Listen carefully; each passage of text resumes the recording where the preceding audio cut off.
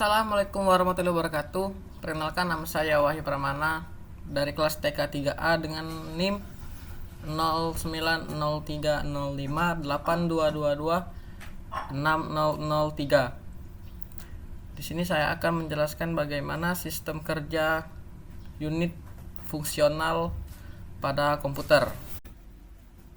Nah, baiklah, ini adalah sistem kerja struktur dan unit fungsional dasar komputer. Baiklah, yang pertama ada input device atau alat masukan.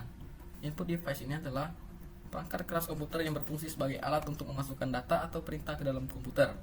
Selanjutnya ada I/O port. Bagian ini digunakan untuk menerima ataupun mengirim data keluar sistem. Peralatan input dan output di atas terhubung melalui port ini. Dan selanjutnya ada CPU atau bisa disebut Central Processing Unit. CPU merupakan otak sistem komputer dan memiliki dua bagian fungsi operasional, yaitu ada CU dan ALU. CU merupakan control unit sebagai pengontrol kerja komputer, dan ALU Arithmetical Logical Unit atau sebagai pusat pengolahan data. Selanjutnya ada memori. Memori terbagi menjadi dua bagian, yaitu memori internal dan memori eksternal. Memori internal berupa RAM atau Random Access Memory yang berfungsi untuk menyimpan program yang kita olah untuk sementara waktu. Sedangkan ROM atau Read Only Memory, yaitu memori yang hanya bisa dibaca dan berguna sebagai penyedia informasi pada saat komputer pertama kali dinyalakan. Selanjutnya ada data bus. Data bus adalah jalur-jalur perpindahan data antar modul dalam sistem komputer. Karena pada suatu saat tertentu, saluran hanya dapat membawa satu bit data, maka jumlah saluran menentukan jumlah bit yang dapat ditransfer pada suatu saat. Sifat data bus ini berupa bidireksional, artinya CPU dapat membaca dan menerima data melalui data bus ini. Data bus biasanya terdiri atas 8, 16, 32 atau 64 jalur paralel. Selanjutnya ada address bus.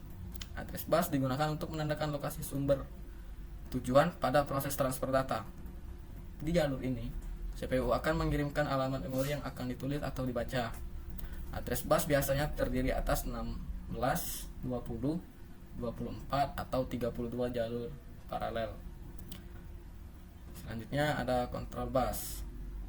Control bus digunakan untuk mengontrol penggunaan serta akses ke data. Dan address bus terdiri atas 4 sampai 10 jalur paralel. Dan di sini ada output device atau alat keluaran. Adalah perangkat keras komputer yang berfungsi untuk menampilkan keluaran sebagai hasil pengolahan data.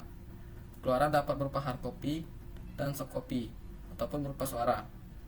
Jadi, kesimpulan dari sistem kerja struktur dan unit fungsional komputer adalah komputer adalah sebuah mesin elektronik yang secara cepat menerima informasi masukan digital dan mengolah informasi.